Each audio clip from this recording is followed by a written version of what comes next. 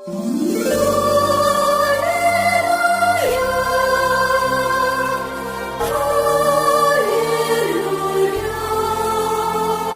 కార్యముల గ్రంథము 8-9 వచనాలు.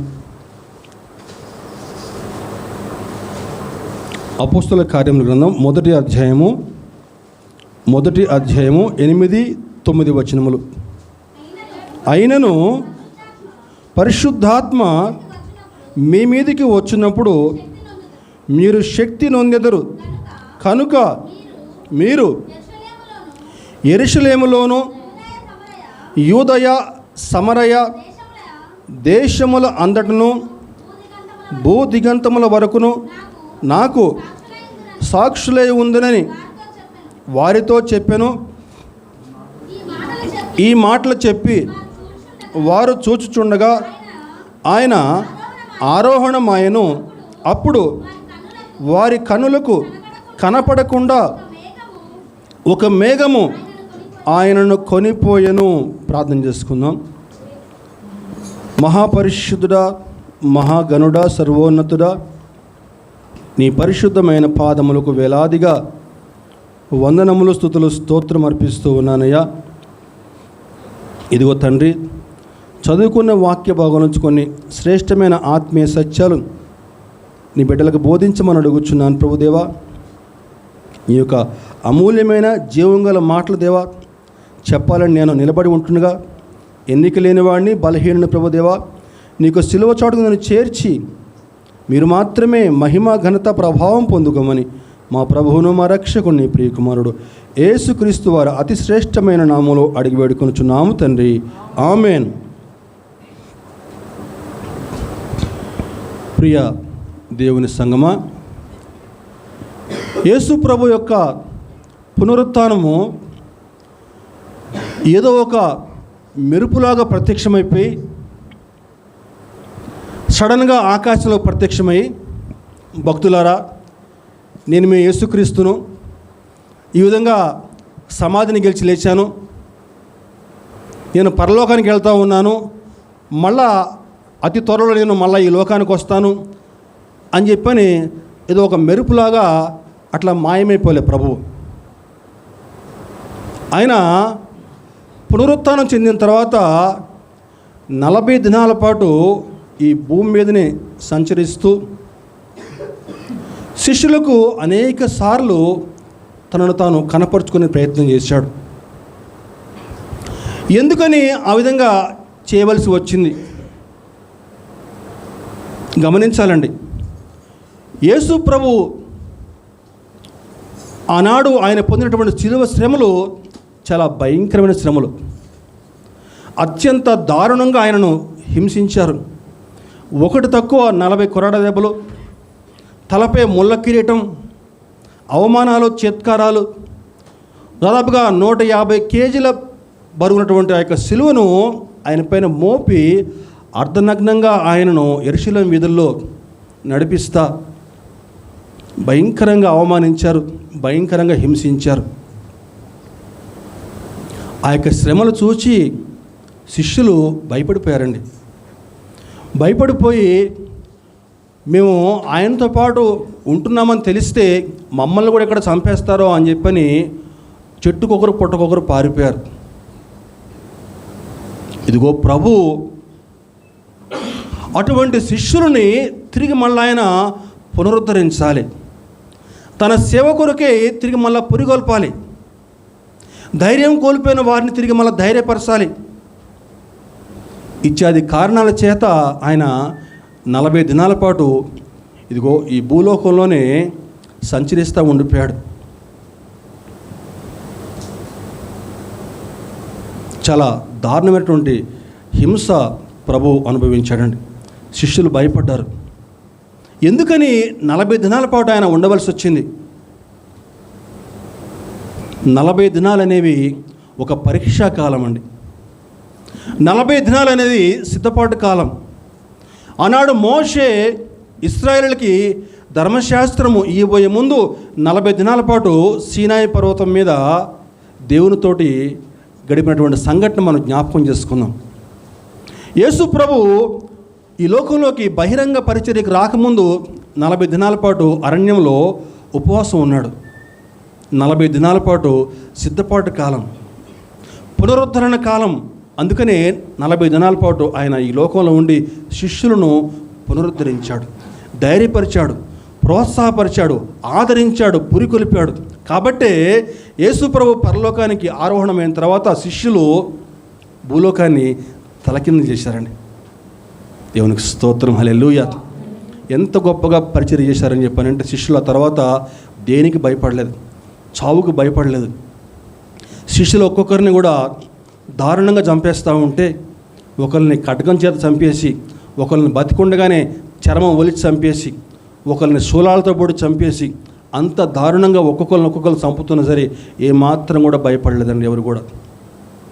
కారణము ప్రభువు ఇచ్చినటువంటి ధైర్యం. ఆ సజీవుడైన ప్రభువుని వారు కళ్ళారా చూచారు కాబట్టి ధైర్యం వచ్చింది వాళ్ళకి.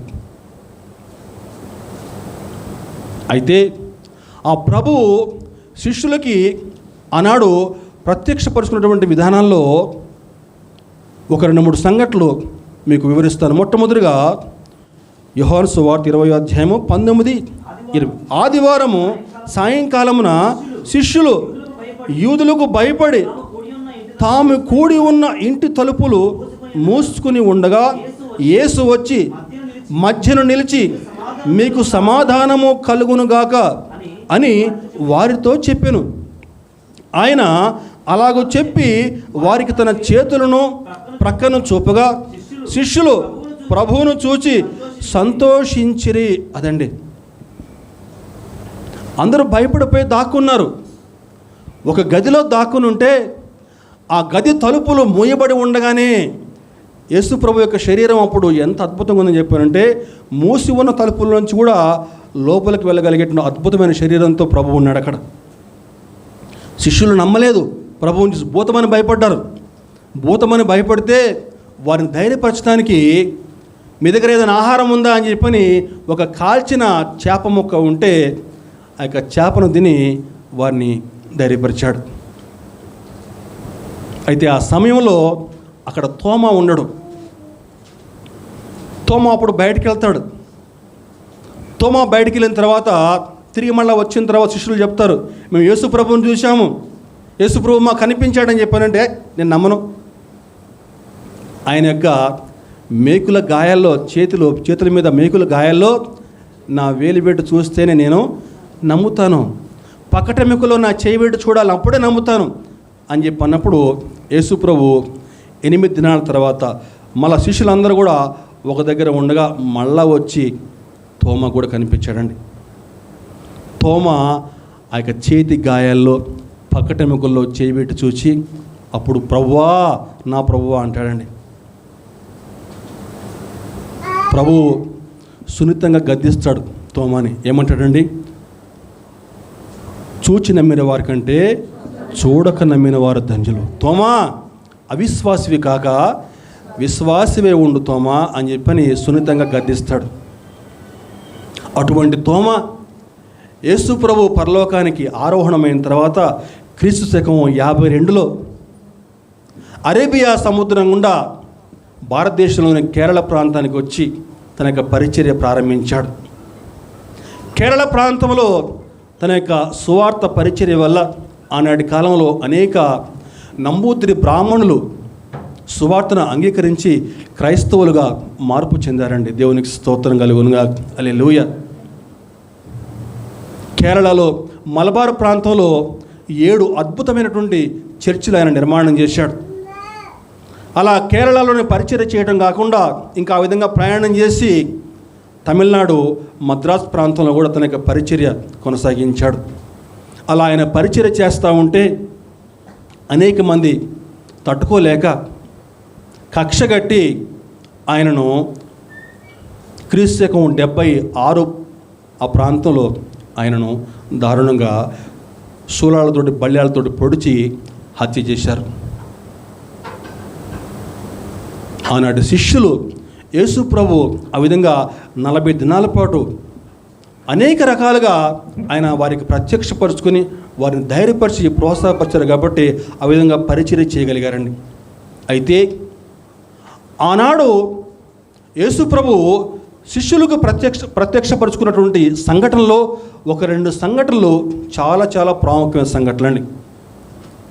అది ఒకటి ఎమ్మాయి సంఘటన అయితే ఇంకొకటి తిబిరియా సంఘటన అండి. ఒక సంఘటన గురించి లూకా గారు 24వ అధ్యాయంలో ఆయన వివరిస్తే, తిబిరియా సంఘటన గురించి యోహాను గారు తన యొక్క చివరి అధ్యాయంలో వివరించారు. ఈ 2 సంఘటనలు కూడా నేటి మన క్రైస్తవ లోకానికి ఒక చక్కని ఆత్మీయ పాఠాలు నేర్పిస్తూ ఉన్నాయి. రండి ఒక్కొక్క సంఘటన గురించి తెలుసుకునే ప్రయత్నం చేద్దామండి. మొట్టమొదటిగా ఎమ్మాయి సంఘటన గురించి తెలుసుకునే ప్రయత్నం చేద్దాం. ఎమ్మాయి,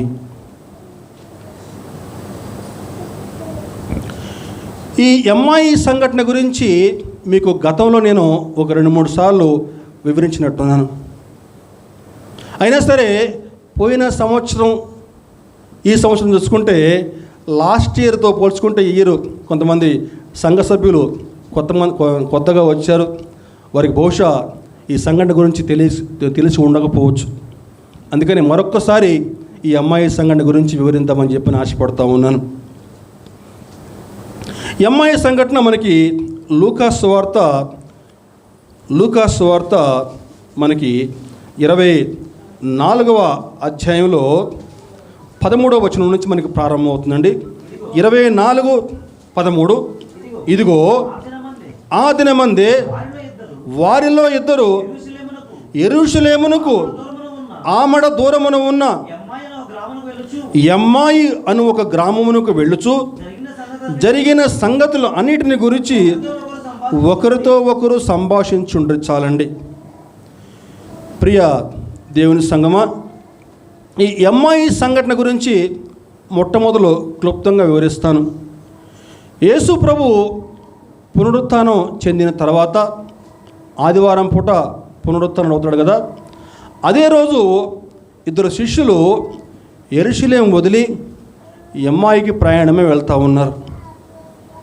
కారణం ఏంటని చెప్పానంటే, వారు అనుకున్నారు యేసు ప్రభు ఒక రక్షకుడుగా ఉండి రోమా సైనికుల బారి నుంచి మమ్మల్ని విడిపిస్తాడు, మాకు ఇంకా భయమేమీ లేదు, ఆయన మా రక్షకుడు అని చెప్పని వారు ఆశించారు. కానీ వారి కళ్ళ ముందే యేసు ప్రభుని దారుణంగా హింసించి సిలువేశారు, సమాధి చేశారు, ఆయన ఇప్పుడు లేడు అని అనుకుంటా ఉన్నారు. వాస్తవానికి అప్పటికే యేసు ప్రభు పునరుత్థానుడయ్యాడు. ఆ శిష్యులలో కొందరు స్త్రీలు ఆ రోజు ఉదయమే సమాధి వద్దకు వెళితే అక్కడ సమాధిలో యేసు ప్రభు యొక్క దేహం ఆ స్త్రీలకు కనిపించలేదు. కొందరు దూతలు వారికి కనిపించి ఆయన చెప్పినట్టే లేచి ఉన్నాడు అని చెప్పని వారికి చెప్పినా సరే ఆ స్త్రీలు నమ్మలేకపోయారు, వీళ్ళు కూడా నమ్మలేదు. నమ్మలేక సందిగ్ధావస్థలో ఉండి నిరాశతోటి ఆయన చనిపోయిన తర్వాత ఇంక మనం యెరూషలేములో ఉండి ఇంకేం లాభం, ఉపయోగం లేదు కదా, ఇంకా ఆయన రక్షకుడు అని చెప్పి అనుకున్నాం కదా, ఆయన మనల్ని విమోచిస్తారని చెప్పుకున్నాం కదా, ఆయనేగా లేనప్పుడు ఇంక యెరూషలేములో ఉండి ఏం లాభం ఇంకా అని చెప్పని వారు నిరాశతోటి వారు యెరూషలేం వదిలి ఎమ్మాయి ప్రయాణమే పోతూ ఉన్నారు. యెరూషలేము నుంచి ఎమ్మాయికి 7 మైళ్ళ దూరం ఉంటుందండి. అలా వారు వెళ్తూ ఉంటే మార్గ మధ్యంలో యేసు ప్రభు వారిని కలుసుకుంటాడు. కానీ ఆయన యేసు ప్రభు అని చెప్పని వీరు గ్రహించరు. ఆయన యేసు ప్రభు అని తెలియకుండా వారి కన్నులు మూయబడ్డాయని చెప్పని వాక్యంలో వ్రాయబడిందండి. యేసు ప్రభు వారిని కలుసుకుని ఏంటా ఏం మాట్లాడుకుంటున్నారు, ఏంటి విషయం అని చెప్పని అన్నప్పుడు వారు చెప్తారు, ఇంకా దేని గురించి మాట్లాడుకుంటాం, మేము నజరేనటువంటి యేసుక్రీస్తు గురించి మేము మాట్లాడుకుంటా ఉన్నాం. మత పెద్దల చేత ఆయన హింసించబడి దారుణంగా సిలువేయబడి మరణించాడు కదా, ఆయన మా విమోచకుడు అని చెప్పి మేము అనుకున్నాము, ఇంకా ఆయన ఇప్పుడు లేడు, ఆయన మరణించాడు, అందుకని చెప్పని మేము ఇంక యెరూషలేములో ఎందుకని చెప్పని మేము ఈ అమ్మాయికి వెళ్ళిపోతూ ఉన్నాము. మాలో కొంతమంది స్త్రీలు పొద్దున్నే సమాధి వద్దకు వెళ్తే అక్కడ ఆయన దేహం కనిపించలేదట, ఆయన లేచి ఉన్నాడని చెప్పని చెప్పారు దేవతలు కొంతమంది. మాకు నమ్మబుద్ధి కాలేదు, అందుకని మేము ఈ అమ్మాయికి వెళ్ళిపోతున్నాము, ఇంకా మా ఊరు వెళ్ళిపోతున్నాము అని చెప్పి ఎవరు చెప్తున్నారండి? యేసు ప్రభు చెప్తున్నారు. యేసు ప్రభు ఆ మాటలు విని విని విని వారిని గట్టిగా గద్దిస్తాడు. ఏం గద్దిస్తాడండి? లూకాసు సువార్త 24వ అధ్యాయంలో 25వ వచనం చూస్తే, అందుకైనా అవివేకులారా ప్రవక్తలు చెప్పిన మాటలన్నిటినీ నమ్మని మందమతులారా, క్రీస్తు ఇలాగూ శ్రమపడి తన మహిమలో ప్రవేశించుట అగత్యము కాదా అని వారితో చెప్పి, మోషేయు సమస్త ప్రవక్తలు మొదలుకొని లేఖనములన్నిటిలో తన్ను గురించిన వచనముల భావము వారికి తెలిపెను. వారు ఆ విధంగా చెప్తా ఉంటే ప్రభు కోపం వస్తుంది. లేఖనముల్లో చెప్పిన మాటలన్నిటిని నమ్మని మందమతులారా,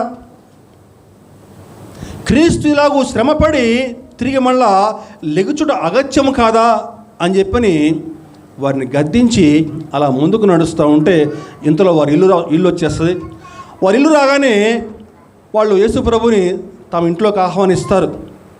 భోజనం చేయ, సాయంకాలం అయిపోయింది కదా, రాత్రి అయిపోయింది కదా అని చెప్పానంటే ప్రభు వారికి ఇంటికి వెళ్ళటం. ఇంట్లోకి వెళ్ళిన తర్వాత వారు బహుశా రొట్టెది వడ్డించుంటారు. ప్రభు ఒక రొట్టె తీసుకుని విరిచి వాళ్ళకి పంచిపెట్టగానే అప్పుడు వారి కళ్ళు తెరవబడ్డాయండి. ఎదురుగా ఉన్నది యేసు ప్రభువే అని చెప్పిన వారు అప్పుడు గ్రహించారు, ఆశ్చర్యపోతారు. ప్రభు అప్పటికే అదృశ్యమైపోతాడు. జరిగిన సంగతి చూసినటువంటి శిష్యులు ఆశ్చర్యంతో మళ్ళీ అక్కడి నుంచి యెరూషలేముకు పరిగెత్తుకొచ్చి ప్రభు గురించి సాక్ష్యం చెప్తారు. ఇది జరిగిన సంఘటన అండి. ఈ సంఘటన మనకు ఎన్నో చక్కని పాఠాలు మనకు నేర్పిస్తూ ఉంది. ఒక 3 పాఠాలు మీకు వివరిస్తానండి. మొట్టమొదటి పాఠం ఏంటని చెప్పానంటే, అవిశ్వాసం నుంచి విశ్వాసం వైపు నడిపించినటువంటి దేవుడు. మొట్టమొదటి పాఠం అండి. అమ్మాయి నేర్పించేటువంటి పాఠం ఏంటని చెప్పానంటే, అవిశ్వాసం నుంచి విశ్వాసం వైపు నడిపించేటువంటి దేవుడు. చెప్తాము ఒకసారి. అవిశ్వాసం నుంచి విశ్వాసం వైపు నడిపించేటువంటి దేవుడు. లూకాసు వార్త 24వ అధ్యాయము 19వ వచనం. ఆయన ఏవి అని వారిని అడిగినప్పుడు వారు నజరేయుడైన యేసును గురించిన సంగతులే ఆయన దేవుని ఎదుటను ప్రజలందరి ఎదుటను క్రియలోను వాక్యములుగాను శక్తిగల ప్రవక్త అయి ఉండెను. చాలండి. ఈ మాటలు మనం జాగ్రత్తగా చదువుతూ ఉంటే, ఆనాడు శిష్యులు యేసుక్రీస్తుని ఒక శక్తిగల ప్రవక్తగా వారు గ్రహించారు, కానీ ఆయన దేవుని కుమారుడుగా వారు గ్రహించలేదండి. 3.5 పాటు పరిచర్యలో ఆయనతో పాటు పాల్గొన్నారు, కానీ ఆయన దైవ కుమారుడు అని చెప్పిన వారు గ్రహించలేకపోయారు. మరణించిన వారిని ఆయన సజీవులుగా లేపుతూ ఉంటే అప్పటికప్పుడు ఆయన్ని మహింపరిచారు, కానీ ఆ తర్వాత మర్చిపోయారు. నేను కూడా చనిపోయి పాతి పెట్టబడి 3వ రోజు తిరిగి లెగుస్తానని చెప్పానంటే ఎవరు కూడా నమ్మలేదండి.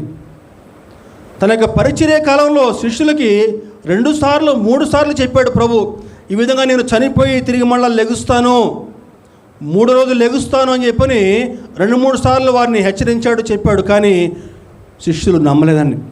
1-2 సందర్భాలు మీకు వివరిస్తాను. మొట్టమొదటిగా మత్తయి సువార్త 16వ అధ్యాయము 21వ వచనం అండి.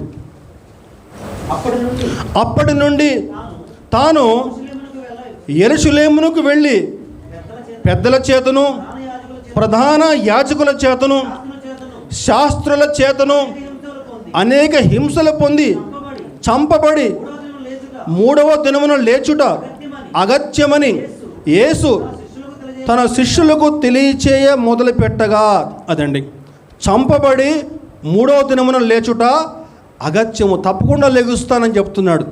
ఇదొక సందర్భం అయితే మత్తయి సువార్త 26వ అధ్యాయం 32లో మరొక సందర్భం ఉందండి. 26:32లో నేను లేచిన తర్వాత మీకంటే ముందుగా గలిలయకు వెళ్ళేదన్నా నేను అని కూడా చెప్తున్నాడు. నేను లెగుస్తాను, లేచిన తర్వాత మీకంటే ముందుగా గలిలయకి వెళ్తాను. అలా 2 సార్లు 3 సార్లు ప్రభు వారికి చెప్పాడు, కానీ వారు నమ్మలేకపోయారండి. ఈరోజు కూడా మనలో చాలామంది మందిరాలకు వస్తూ ఉంటాము, దేవుని యొక్క మాటలు వింటూ ఉంటాము, విశ్వాసంగా ఉండాలని చెప్పని చెప్తే ఓకే అని చెప్పని నమ్ముతాము. మళ్ళీ బయటికి వెళ్ళిన తర్వాత ఏదైనా శ్రమ రాగానే, ఏదైనా కష్టం రాగానే మళ్ళీ తిరిగి మన దారి మనదే. వాక్యం పైన మనం నమ్మకం పెట్టుకోము. దేవుని యొక్క వాగ్దానాలు ఎత్తిబట్టి మనకి ప్రార్థన చేయడం మనకి చేత కాదు. చిన్న కష్టం రాగానే కృంగిపోతాం. ఇదిగో వీళ్ళు కూడా అదే పరిస్థితిలో ఉన్నారు, నమ్మలేదు. కానీ ప్రభు త్రోవలో లేఖనాల్లోని భావం, మోషే మొదలుకొని సమస్త ప్రవక్తలు తన గురించి ఏమేం చెప్పారో అవన్నీ కూడా వారికి బోధిస్తూ ఉంటే వారి హృదయం లోపల మండిందటండి. అప్పటిదాకా నిరాశగా నిస్సత్తుగా ఉన్నటువంటి వారి యొక్క హృదయం ఒక్కసారిగా ఉత్సాహం వచ్చేసిందండి. లోపల ఒక రకమైనటువంటి మంట పుట్టిందటండి. ఏం చెప్పుంటాడు ప్రభు వారికి?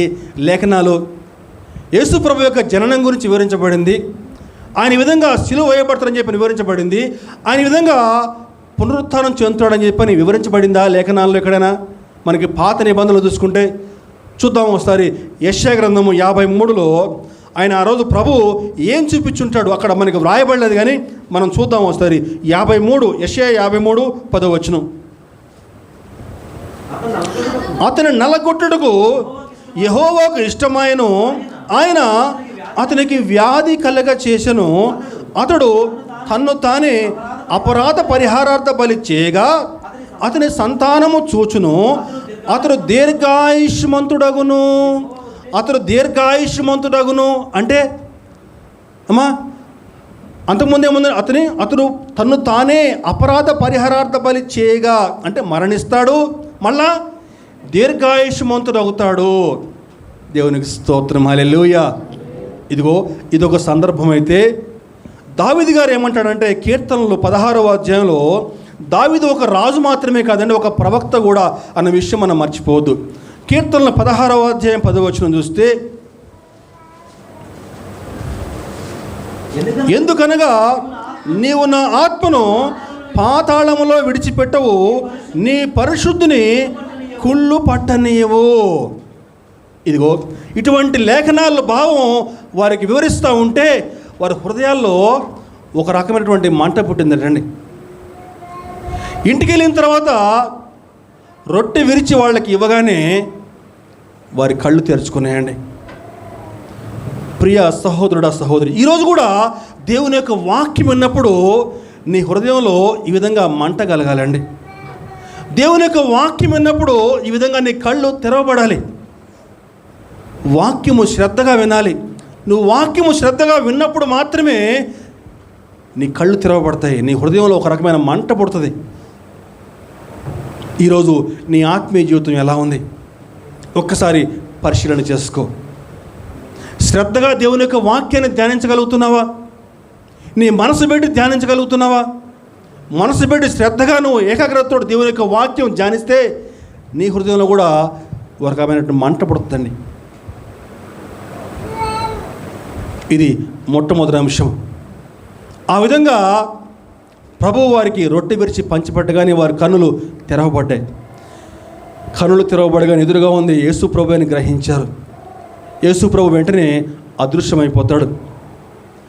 వెంటనే వారు చేసిన పని ఏంటని చెప్పానంటే ఒక్క క్షణం కూడా ఆగలేదండి. ఇంకా ఎలా వచ్చారో యెరూషలేము నుంచి అమ్మాయికి అదే రాత్రి వేళ మళ్ళా ఈ అమ్మాయి నుంచి యెరూషలేముకి పరుగు వెళ్ళిపోయి యేసు ప్రభు మాకు కనిపించాడని చెప్పి అందరికీ సాక్ష్యం చెప్పేశారు. 7 మైళ్ళ దూరం ఎలా వచ్చారో మళ్ళీ రాత్రి ఆ పగల చూసుకోలేదు, వెంటనే వెళ్ళిపోయారండి.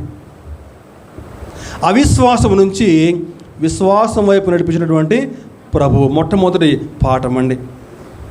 రెండవ పాఠం ఏంటో చెప్పంటే రొట్టె విరుచుట ద్వారా కళ్ళు తెరిపించినటువంటి ప్రభు. రెండవ అంశం రొట్టె విరుచుట ద్వారా కళ్ళు తెరిపించిన ప్రభు అండి. రొట్టె విరుచుట అని చెప్పనంటే భోజనం చేయుట. రొట్టె విరుచుట అని చెప్పనంటే ఒక లోతైనటువంటి సహవాసం అండి. ఆనాటి కాలంలో భోజనం చేయటం అని చెప్పనంటే ఒక లోతైన ఆత్మీయ సహవాసానికి గుర్తుగా చెప్పబడింది. లోతైన సహవాసం అని చెప్పనంటే డీప్ ఫ్రెండ్షిప్ అని చెప్పని అర్థం అండి. లోతైన ఆత్మీయ సహవాసం. ప్రభు ఎమ్మాయి మార్గంలో 7 మైళ్ళ దూరము వారికి లేఖనాలు వివరిస్తూ ఉంటే వారి కళ్ళు మూయబడ్డాయి. పక్కనే యేసు ప్రభు నడుస్తూ ఉన్నాడు, లేఖనాలు బోధిస్తూ ఉంటే వారు గ్రహించలేకపోయారు. కానీ ఇంటికి వెళ్ళిన తర్వాత రొట్టె విరిచి ఎప్పుడైతే వారి చేతికి ఇచ్చాడో అప్పుడు వారి కళ్ళు తెరవబడ్డాయండి. గమనించాలండి, కొన్నిసార్లు మనకి దేవుని యొక్క వాక్యము చదువుతుంటే అర్థం కాదు, దేవుని యొక్క వాక్యం వింటూ ఉంటే మనకు అర్థం కాదు. కానీ ప్రభు బలలో నువ్వు ఎప్పుడైతే పాలు పంపులు చేసుకుంటావో, ఆ రొట్టె విరిచే కార్యక్రమంలో ఎప్పుడైతే నువ్వు పాలు పంపులు చేసుకుంటావో అప్పుడు నీ కళ్ళు తెరవబడతాయండి. దేవునికి స్తోత్రం, హల్లెలూయా. రొట్టె అని చెప్పంటే మామూలు చపాతి కాదు.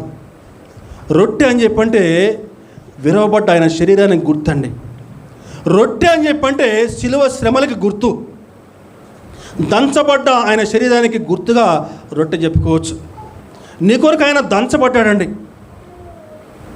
ఒక రొట్టె చేయాలని చెప్పండి, గోధుమలు ఏ విధంగా దంచుతారో అలా ఆ విధంగా దంచబడ్డాడు ఆయన, నలగొట్టబడ్డాడు. వీపు నాగటి చాళ్ళవలే అయిపోయింది. నువ్వు రొట్టె తీసుకునేటప్పుడు ఆయా శిలువ శ్రమలు నువ్వు జ్ఞాపకం చేసుకుంటా, ఆయన త్యాగాన్ని నువ్వు జ్ఞాపకం చేసుకుంటా, ఆ ప్రభు బలలో నువ్వు పాలు పంపులు చేసుకుంటే నీ కళ్ళు ఖచ్చితంగా తెరవబడతాయి. నీ హృదయం తప్పకుండా మండుతుందండి. ఆనాడు ఆ రొట్టె విరిచేటువంటి కార్యక్రమంలో ప్రభువు రొట్టె విరిచి వాళ్ళ చేతికి ఇవ్వగానే ఒక్కసారిగా వాళ్ళ కళ్ళు తెరవబడ్డాయండి. అందుకనే మనం ప్రభు బలలో పాలు పంపులు చేసుకున్నప్పుడు ఏదో ఆషమాషిగా ఏదో రొట్టె తీసుకునేది పోయామని చెప్పని కాకుండా భయభక్తులతో ఆ కార్యక్రమంలో పాల్గొంటే నీ హృదయంలో ఉన్నటువంటి చీకటి మొత్తం తొలగిపోయి నీ కళ్ళు కూడా తెరవబడతాయి. దేవునికి స్తోత్రం కలుగును గాక, హల్లెలూయా. ఇది రెండవ పాఠం అండి. మూడవ పాఠం ఏంటి చెప్పంటే నిరాశ నుంచి నిరీక్షణకు నడిపించిన ప్రభు. మూడవ పాఠం. మొట్టమొదటి పాఠం ఏంటండి? అవిశ్వాసం నుంచి విశ్వాసం వైపు నడిపించిన ప్రభు. రెండవ పాఠం ఏంటని చెప్పానంటే రొట్టె విరవటం ద్వారా కళ్ళు తెరిపించిన ప్రభు. మూడవ పాఠము నిరాశ నుంచి నిరీక్షణకు నడిపించిన ప్రభు. యేసు ప్రభు మరణించిన తర్వాత ఆయన సమాధి చేయడం చూసిన తర్వాత శిష్యులు భయపడిపోయారు. ఒక రకమైనటువంటి నిరాశ వాళ్ళని ఆవరించింది, ఒక రకమైనటువంటి ఆత్మీయ శూన్యత వారిని ఆవరించింది. ఆయన మా రక్షకుడు, ఆయన ఇంకా లేడు, ఇంకా ఆయన చనిపోయాడు, ఇంకా యెరూషలేములో ఉండి ఇంకేమి లాభం అని చెప్పని భయపడిపోయి ఒక రకమైనటువంటి ఆత్మీయ శూన్యత వారిని ఆవరించబడి వారు ఎమ్మాయి వెళ్తూ ఉన్నారండి. కానీ ప్రభువు వారి తోడుగా ఉండి వారిని ధైర్యపరిచాడు, ఆదరించాడు, బలపరిచాడు. మరణం అనేది ఒక ముగింపు కాదు, మరణం తర్వాత మరొక జీవం ఉందని చెప్పినటువంటి వాస్తవం వారికి తెలియజేసి ఒక నిరీక్షణ వారికి కలిగించి ధైర్యపరిచాడండి. నువ్వు ప్రభు పైన సంపూర్ణంగా విశ్వాసం ఉంచగలిగితే నువ్వు ఈ పరిస్థితులకి ఏమాత్రం కూడా భయపడాల్సిన పని లేదు. నిరీక్షణ కలిగి ముందుకు ఏ విధంగా నడవాలో దేవుని యొక్క వాక్యం మనకు అనేక విధాలుగా బోధిస్తూ ఉంది. ఆ రోజు వారిని నిరాశ నుంచి నిరీక్షణ నడిపించాడు. వారు ఆ సంఘటన చూసి ప్రభు ఎదురుగా ఉన్నది ప్రభువే అని చెప్పని తెలుసుకుని వారు ఇంకా ఏమాత్రం కూడా ఆలస్యం చేయకుండా గబగబా యెరూషలేము ప్రయాణం అయిపోయి అక్కడ ప్రభు గురించి సాక్ష్యం చెప్పడం ప్రారంభించారండి. ఈ 3 పాఠాలు మనకి ఈ ఎమ్మాయి సంఘటన ద్వారా తెలుసుకోవచ్చు. రెండవ సంఘటన మనకి తిబిరియా సంఘటన. ఈ తిబిరియా సముద్రపు సంఘటన మనకి యోహాను సువార్త మనకి 21వ అధ్యాయంలో చిట్ట చివరి అధ్యాయంలో మనకి కనిపిస్తుందండి. చిట్ట చివరి అధ్యాయం యోహాను సువార్త 21వ అధ్యాయము 3వ వచనం. సీమోను పేతురు నేను చేపలు పట్టబోదునని వారితో అనగా వారు మేమును నీతో కూడా వచ్చేదమని వారు వెళ్ళి దోణి ఎక్కిరి, కానీ ఆ రాత్రి ఏమీ పట్టలేదు. చాలండి. సందర్భం ఏంటి? యేసు ప్రభు పునరుత్థానం చెందిన తర్వాత ఈ తిబిరియా సంఘటన చాలా ప్రాముఖ్యమైన సంఘటన అండి. ఈరోజు మన యొక్క వాక్యానికి నేను పెట్టినటువంటి ఆ టైటిల్ ఏంటని చెప్పానంటే, ఈ అమ్మాయి తిబిరియా ఆత్మీయ పునరుద్ధరణ. శిష్యులను వారి నిరాశలో నుంచి విశ్వాసంలోకి పునరుద్ధరించాడు ఈ అమ్మాయి సంఘటన ద్వారా. ఈ తిబిరియా సంఘటన ద్వారా యేసు ప్రభు శిష్యులను పరిచర్య వదిలిపెట్టి చేపల వేటకి వెళ్దామని చెప్పి అనుకున్నారు. వారిని సరిచేసి మళ్ళా తన సేవలోకి ఏ విధంగా తీసుకొచ్చాడో ఈ సంఘటన అద్భుతమైనటువంటి సంఘటన అండి. ఈ సంఘటన ఎన్నో చక్కని పాఠాలు మనకి ఈ సంఘటన నేర్పిస్తూ ఉంది. దీని గురించి కూడా క్లుప్తంగా తెలుసుకునే ప్రయత్నం చేద్దాం. తిబిరియా సముద్రం. ఒకనాడు రాత్రి వేళ పేతురు చెప్తాడు, నేను చేపలు పట్టడానికి వెళ్తూ ఉన్నాను అని చెప్పానంటే మిగిలిన శిష్యులు కూడా ఏమంటారు, అయితే మేము కూడా వస్తాము అని చెప్పని బయలుదేరుతారు. చేపలు పట్టడానికి వెళ్తారు. రాత్రంతా కూడా చేపలు పడుతూనే ఉంటారు. కానీ ఒక్క చేప కూడా దొరకదు వాళ్ళకి.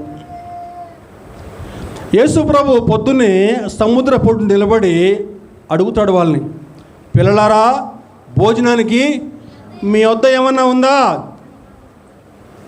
మాకే ఏం లేదు ప్రభువా, మేమేమి ఇవ్వాలనుకుంటారు పోషేవాళ్ళు. మా వద్ద ఏమీ లేదని చెప్పి అంటారు. అయితే పని చేయండి, మీరు దోణి కుడి పక్కన వలేయండి అని చెప్పి అనగానే వాళ్ళు కుడి పక్కన వలేయగానే విస్తారమైన చేపలు పడతాయండి. అది చూసినటువంటి యోహానికి అర్థమైపోతారే ఆయన యేసు ప్రభు అని చెప్పని చెప్తాడు శిష్యులతోటి. అలా చెప్పగానే పేతురు ఉన్న పడాన దోణిలో నుంచి సముద్రంలో దూకి ఈదుకుంటూ వచ్చేస్తాడు ప్రభు వద్దకి. శిష్యులు అందరూ కూడా ఒడ్డుకు రాగానే యేసు ప్రభు చక్కగా వారికి రొట్టె, కాల్చిన చేపలు ఇచ్చి వారిని సరిచేసిన విధానం ఎంతో అద్భుతమండి. ఈ సంఘటన మనకి ఈ యొక్క యేసు ప్రభు పునరుత్థానం చెందిన తర్వాత జరిగిన సంఘటనలో చాలా ప్రాముఖ్యమైన సంఘటన అండి. ఎలా సరిచేశాడో ఒక్కొక్క సంఘటన మీకు వివరించే ప్రయత్నం చేస్తామండి. ఇది ఏ సముద్రం అని చెప్పుకున్నామండి? మనం తిబిరియా సముద్రం అని చెప్పుకున్నామండి. గమనించాలి, తిబిరియా, గలిలయ, గెన్నేసరతు సరస్సు ఇవన్నీ కూడా ఒకే సముద్రం అండి. ఆయా ప్రాంతాల్లో ఆ యొక్క సముద్రం యొక్క పేరు మారిపోతూ ఉంటుంది. ఆయా సువార్తల్లో ఈ సముద్రం యొక్క పేరు మారుతూ ఉంది. అన్నీ కూడా ఒకటే, గలిలయ అన్న, తిబిరియా అన్న, గెన్నేసరతు సరస్సు అన్న కూడా మూడు కూడా ఒకటేనండి. ఈ సంఘటన మనం మనసులో పెట్టుకుని యేసు ప్రభు పేతుర్ని తన యొక్క పరిచర్యకి పిలిచినటువంటి మొట్టమొదటి సంఘటన మనం జ్ఞాపకం చేసుకుంటే, ఇదిగో ఏ సముద్రం వద్ద పేతుర్ని ప్రభు ఇప్పుడు కలుసుకున్నాడో అదే సముద్రం వద్ద మొట్టమొదటిగా ప్రభు పేతుర్ని కలుసుకున్నాడండి. ఆ రోజు కూడా ఆ రాత్రి వేళ పేతురు మిగిలిన శిష్యులు చేపల వేటకి వెళ్తారు. కానీ ఆ రాత్రి కూడా ఒక్క చేప కూడా వారికి దొరకదు. యేసు ప్రభు పొద్దున్నే అక్కడికి రావటము, అనేక మంది జనసమూహం ఆయన్ని వెంబడిస్తూ ఉంటే పేతురు యొక్క దోణిలో యేసు ప్రభు కూర్చుని వాళ్ళందరికీ కూడా చక్కగా సువార్త బోధించి పేతురుతో చెప్తాడు, పేతురు నీ దోణి కొంచెము లోతుకు నడిపించి వలేయి అని చెప్పానంటే పేతురు చెప్తాడు, ఏలినవాడా రాత్రంతా కూడా నేను చేపలు పడతానే ఉన్నాను కానీ ఒక్క చేప కూడా పడలేదు అని చెప్పని అయినను నీ మాట చొప్పున మళ్ళా వలేస్తానని చెప్పి అంటాడు పేతురు. అలా అని వల వేయగానే వలలో పిగులునంతగా చేపలు పడతాయండి. ఎన్ని చేపలు అని చెప్పారంటే వల పిగిలిపోయి వాళ్ళ దోణి కాకుండా పక్క దోణి కూడా నిండిపోద్ది. అన్ని చేపలు పడగానే పేతురు ఆశ్చర్యపోతాడండి. పేతురు ఆశ్చర్యపోయి అంటాడు, ప్రభువు కాళ్ళ మీద పడిపోయి, ప్రభువా నేను పాపాత్మును, ప్రభువా నన్ను వదిలిపెట్టి వెళ్ళిపో అని చెప్పి అన్నప్పుడు ప్రభు పేతురుతో మాట్లాడిన మాటలు చూద్దాం. లూకాసు సువార్త 5వ అధ్యాయము 10వ వచనం. లూకాసు సువార్త 5వ అధ్యాయము 10వ వచనం. అలాగున సీమోనుతో కూడా పాలివారైన జబదయి కుమారులకు యాకోబును యోహానును విస్మయముందిరి. అందుకు యేసు, భయపడకుము, ఇప్పటి నుండి నీవు మనుషులను పట్టువాడవై ఉందని సీమోనుతో చెప్పెను. ఆ చేపల ఆ యొక్క సముద్రం చూసి, అన్ని చేపలను చూసి పేతురు ఆశ్చర్యపోయాడు, భయపడ్డాడు, విస్మయం పొందాడు. ప్రభా నేను పాపాత్మును, ప్రభా నన్ను వదిలిపెట్టి వెళ్ళిపో అని చెప్పని పేతురు ఆ ప్రభువు కాళ్ళ మీద పడగానే ప్రభు అంటాడు, భయపడొద్దు నాయనా, ఇక నుంచి నువ్వు మనుషులు పట్టు వాడవే ఉంటావు అని చెప్పని చెప్పగానే పేతురు, యాకోబు, యోహాను తమ యొక్క సమస్తాన్ని వదిలిపెట్టి ఆనాటి నుంచి యేసు ప్రభువుని వెంబడించడం ప్రారంభించారండి. అలా యేసు ప్రభువుని వెంబడించినటువంటి పేతురు, యాకోబు, యోహాను తిరిగి మరెన్నడూ కూడా ఆ చేపల వేటకు వాళ్ళు వెళ్ళలేదు. తిరిగి మళ్ళీ ఎప్పుడు కూడా వెనక్కి వెళ్ళలేదండి. యేసు ప్రభు యొక్క మరణం వరకు కూడా ఎప్పుడు మళ్ళీ వాడు చేపల వేటకి వెళ్ళలేదు. అటువంటి పేతురు మరి యేసు ప్రభు ఇచ్చినటువంటి పిలుపును పక్కన పెట్టి మళ్ళా చేపల వేటకి ఎందుకు బయలుదేరాడు? ఇది ప్రశ్న. యేసు ప్రభు పునరుత్థానం చెందిన తర్వాత పేతురికి ప్రత్యేకంగా అనిపించాడు. ఎందుకని చెప్పంటే పేతురు అప్పటికి 3 సార్లు బొంకాడు, యేసు ప్రభు ఎవరో నాకు తెలియదని చెప్పని. ప్రభువు పేతురికి ప్రత్యేకంగా అనిపించాడు. మళ్ళా ఆ తర్వాత శిష్యులందరూ కూడా ఒకే గదిలో ఉంటే అక్కడ పోయి మళ్ళా తనను తాను కనపరుచుకున్నాడు.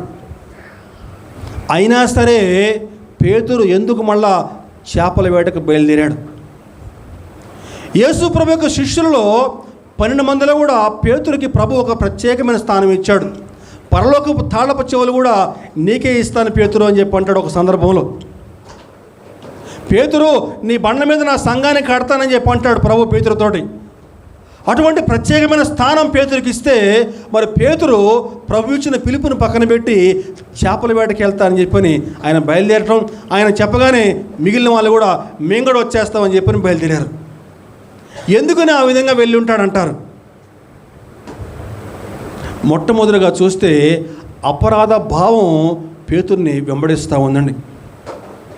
యేసు ప్రభుతోటి అంతకాలం పరిచయం చేసి యేసు ఎవరో నేను తెలియదని చెప్పని బొంకానే, నేను ఇంకా అపొస్తలుడుగా ఉండి పరిచయం చేయడానికి నేను అనర్హుడిని, నేను నాకు అటువంటి అర్హత లేదు అని చెప్పని పేతురు భావించాడు. నాకు ఇంకా అపొస్తలుగా ఉండేటువంటి యోగ్యత నాకెంత మాత్రం లేదని చెప్పని భావించాడు పేతురు. అని భావించి అపరాధ భావంతో తనకెంతో పరిచయమైనటువంటి వృత్తి చేపల వేట, ఆ చేపల వేట పడదామని చెప్పని, ఇంక ఇలాగైనా సరే బతుకు కొనసాగిద్దామని చెప్పని చేపల వేటకు బయలుదేరాడు. కానీ గమనించాలి, ప్రభు ఇచ్చిన పిలుపును పక్కన పెట్టి ఆయన ఎక్కడికి వెళ్ళమన్నాడో అక్కడికి వెళ్ళకుండా నీ సొంత ప్రయత్నం చేస్తే నువ్వు దేనిలో కూడా సక్సెస్ కాలేవు.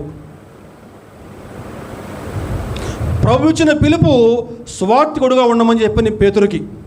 కానీ పేతురు ప్రభు ఇచ్చిన పిలుపును పక్కన పెట్టాడు, వెళ్ళాడు. కానీ రాత్రంతా కూడా శ్రమ పడ్డాడు, కానీ ఒక్క చేప కూడా పడలేదండి.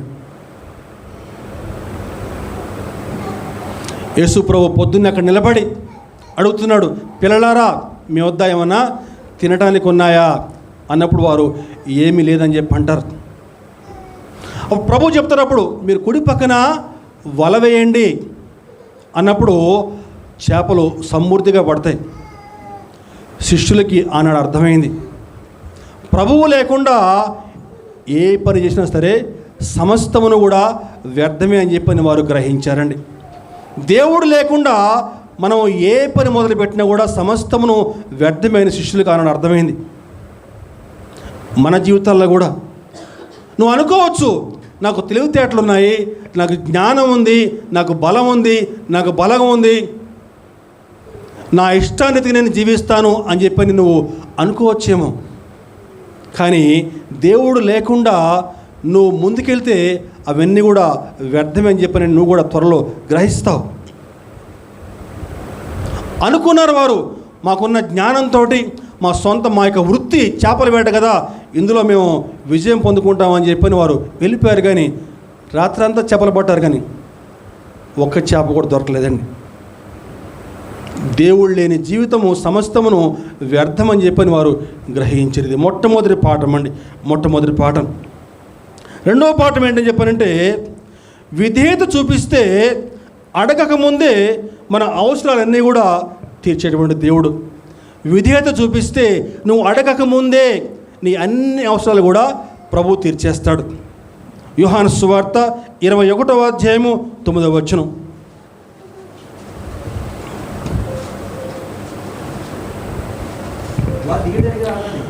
వారు దిగి దరికి రాగానే అక్కడ నిప్పులను, వాటి మీద ఉంచబడిన చేపలను, రొట్టెయు కనపడెను.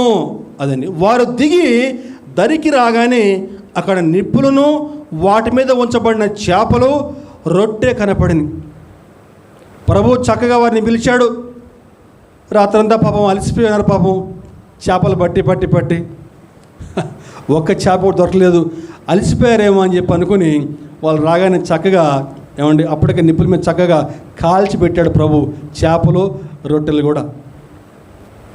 నువ్వు దేవుని మాటకు లోబడి నువ్వు ఆయన మాటకు విధేయత చూపిస్తే నీకు కావాల్సిన ప్రతి అవసరత, ప్రతి అక్కర ఆయన సమస్తమును కూడా సమకూర్చవాడండి. దేవునికి స్తోత్రం కలుగునుగా. హల్లెలూయా. ఇది రెండవ పాఠం. మూడవ పాఠము అత్యంత కీలకమైనటువంటి పాఠం ఏంటి చెప్పంటే, పేతురు యొక్క పునరుద్ధరణ.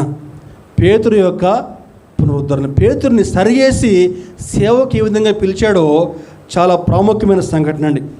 గమనించాలి. వాస్తవానికి పేతురు ప్రభువు మాటకు లోబడకుండా ప్రభు ఇచ్చిన పిలుపును పక్కన పెట్టి చేపలు పట్టడానికి బయలుదేరాడు.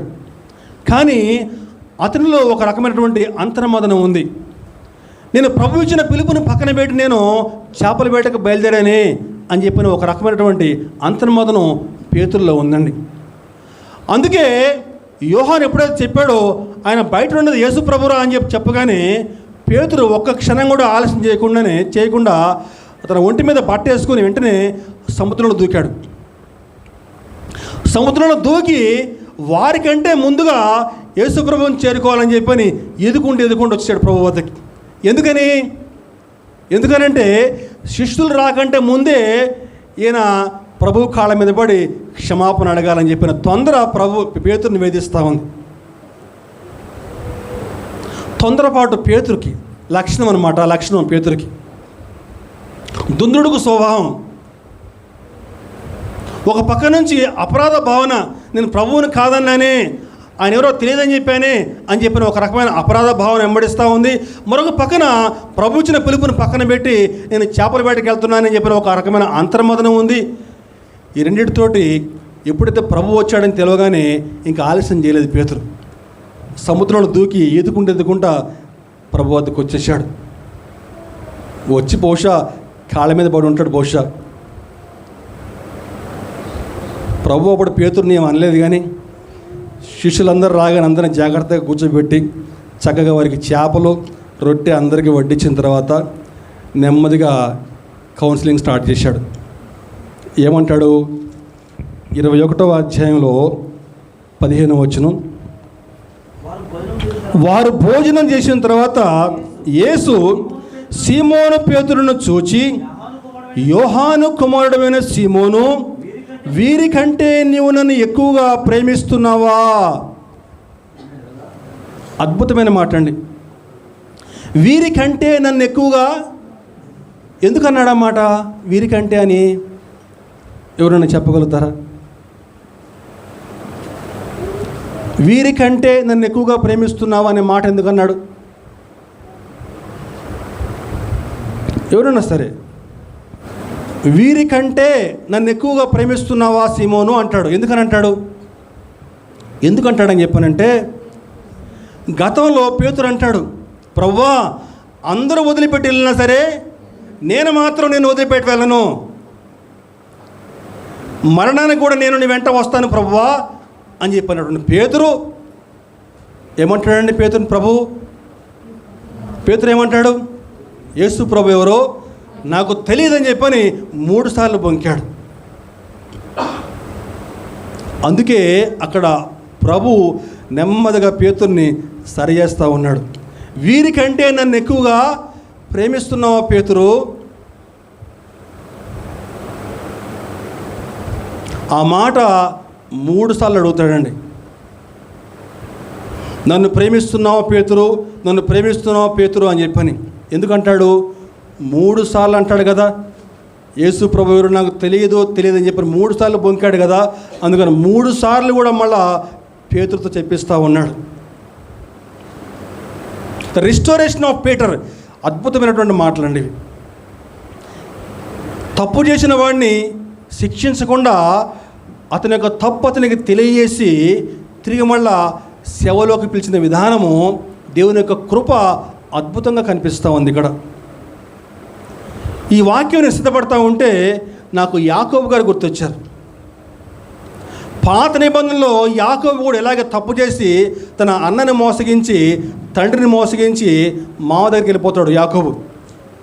మళ్ళీ యబ్బోకు వద్ద దేవుడు యాకోబుని సరిచేసిన విధానం, కాకపోతే అక్కడ యాకోబుని దేవుడు శిక్షించాడు. ఒక్క దెబ్బ కొడితే తొడగూడు జారిపోద్ది. తొడగూడు జారిపోయిన తర్వాత యాకోబు పేరుని ఇశ్రాయేలుగా మార్చేశాడు. యాకోబుని అద్భుతంగా దీవించాడు. ఇది ఇక్కడ కూడా పేతురుని ప్రభు చెప్తున్నాడు. ఏమంటాడు ఇక్కడ 21వ అధ్యాయంలో, యోహాను కుమారుడైన సీమోను, వీరికంటే నీవు నన్ను ఎక్కువగా ప్రేమిస్తున్నావా అని అడగగా అతడు, అవును ప్రభువా, నేను నిన్ను ప్రేమిస్తున్నాను, నీవే ఎరుగుదువని ఆయనతో చెప్పెను. యేసు, నా గొర్రె పిల్లల్ని మేపమని అతనితో చెప్పెను. తప్పు చేసిన వాడిని శిక్షించకుండా అతని తప్పు అతనికి తెలియజెప్పి మళ్ళా సేవలోకి పిలిచినటువంటి విధానం అద్భుతం అండి. ప్రభు యొక్క ప్రేమను అక్కడ కళ్ళారా చూశాడు పేతురు. అందుకే ఆ తర్వాత యేసు ప్రభు పరలోకానికి ఆరోహణమైన తర్వాత ఇక ఎన్నడూ కూడా పేతురు వెనక్కి తిరిగి చూడలేదండి. ప్రభు కొరకు రోషం కలిగి జీవించాడు. తను మరణించే సమయంలో కూడా నా ప్రభు ఈ విధంగా సిలువ వేయబడ్డాడు కదా, నన్ను కూడా అదే విధంగా సిలువ వేయండి, కానీ నన్ను తలకిందులుగా సిలువ వేయండి అని చెప్పని తలకిందులుగా సిలువ వేయించుకుని చనిపోయాడండి పేతురు. అంత రోషం కలిగి జీవించాడు పేతురు. ప్రభు ఆ యొక్క 40 దినాల కాలంలో శిష్యులను ఆ విధంగా పునరుద్ధరించాడు. వారిని ప్రోత్సాహపరిచాడు, ధైర్యపరిచాడు, ఆదరించాడు, సేవకే పొరుగొలిపాడు. మొత్తానికి ఈ అమ్మాయి తిబిరియా, ఈ 2 సంఘటనలు కూడా నిరాశతో, విశ్వాసంతో, సందిగ్ధతో, భయంతో పారిపోతున్న శిష్యులని తిరిగి మళ్ళా ఆదరించి విశ్వాసంలోకి నడిపించిన ప్రభు, అలాగే సేవలోకి నడిపించినటువంటి సంఘటనలు మనకు ఎన్నో చక్కని పాఠాలు నేర్పిస్తూ ఉందండి.